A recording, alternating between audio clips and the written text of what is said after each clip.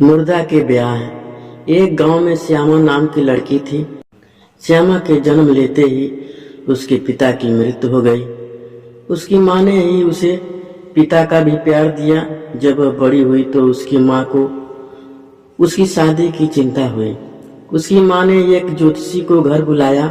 श्यामा की जन्म कुंडली दिखाकर श्यामा से ज्योतिषी बोला, आज के बाद जो तीसरी एकादशी आएगी उस दिन तुम्हारी माँ की मृत्यु का योग है।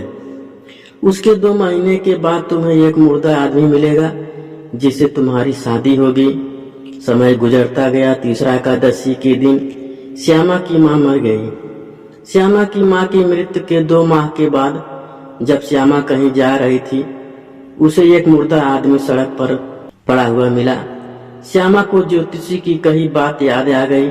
वह उस मरे हुए आदमी को अपने घर ले आई। कुछ देर बाद श्यामा के दरवाजे पर किसी ने खटखट किया। श्यामा ने दरवाजा खोला तो बाहर देखा कि एक औरत खड़ी है। वह रोते हुए कहने लगी, मेरा इस दुनिया में कोई नहीं है, मैं बहुत थक गई हूँ, मुझे एक रात के लिए जगह दे दीजिए, कल सुबह मैं वापस चली जाऊंगी। श्यामा को दया आ गई। उसने उस औरत को एक रात ठहरने के लिए जगह दे दी। श्यामा मुर्दा के सिर को अपनी गोद में रखकर शिव का नाम जपने लगी।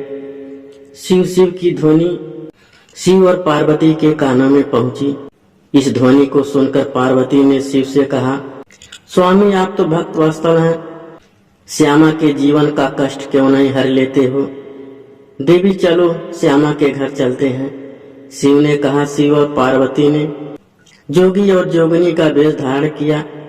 वे दोनों श्यामा के घर भिक्षा मांगने चले गए। शिव पार्वती की आवाज को सुनकर श्यामा ने उसके घर में रुकी हुई औरत से कहा, बहन तुम थोड़ी देर तक इन्हें इस मुर्दा शरीर को अपनी गोद के बल लिटाओ, मैं तब तक कुछ चावल निकाल कर बाहर भिक्षा देने जाती हूँ। यह कहकर श्यामा भिक्षा देने के लिए चावल निकालकर बाहर की ओर चली गई।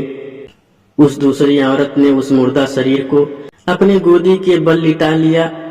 जैसे ही श्यामा ने चावल शिव और पार्वती के भिक्षा पात्र में डाले, शिव पार्वती के आशीर्वाद से उस मुर्दा शरीर में जान आ गई। उसने कहा, मैं एक राजकुमार हूँ, मेरे साथियों ने मुझे धोखा देकर मारने की कोशिश की थी, मैं यहाँ कैसे पहुँचा, तुम्हें यहाँ तक मैं लाई हूँ। उस दूसरी औरत ने राजकुमार से कहा। यह देखकर श्यामा को आश्चर्य हुआ। उसने ऊंची आवाज में कहा, यह औरत झूठ कह रही है, तुम्हें यहाँ तक मैं लाई हूँ। राजकुमार को श्यामा की बातों पर विश्वास नहीं हुआ। उसने उस औरत को ही सच्चा समझकर वह उसे अपने दरबार में लाया। उन दोनों की धूमधाम से शादी हो गई। एक रात राजकुमार को सपना हुआ। सपने में उसने शिव और पार्वती को देखा। उन्होंने राजकुमार से कहा, वह तुम जिसे पत्नी मान बैठे हो वह धोखेबाज औरत है, तुम्हें सड़क से अपने घर वह नहीं लाई, तुम्हें श्यामा नाम की लड़की अपने घर लाई थी। सुबह उठते ही राजकुमार ने उस औरत को अपना देखा। सपना सुनाया सुनकर उसके होश उड़ गए। वह रोते हुए बोली, तुम मेरे वचनों से अधिक सपनों पर विश्वास करते हो, स्वप्न झूठे भी हो सकते हैं। राजकुमार उसकी बातों में आ गया। उसने सोचा, मेरी पत्नी ठीक कहती है, सपनों से अधिक मुझे अपनी पत्नी पर विश्वास करना चाहिए। दूसरी रात को भी राजकुमार को वही सपना हुआ।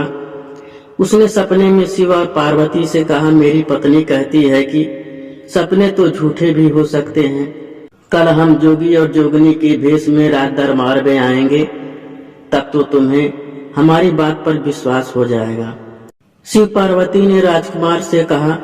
राजकुमार की नींद खुल गई। उसने इस सपने के बारे में अपनी पत्नी को नहीं बताया।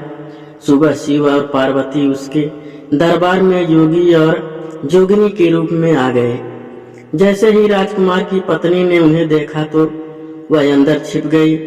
राजकुमार को उसकी वास्तविकता का पता चल गई।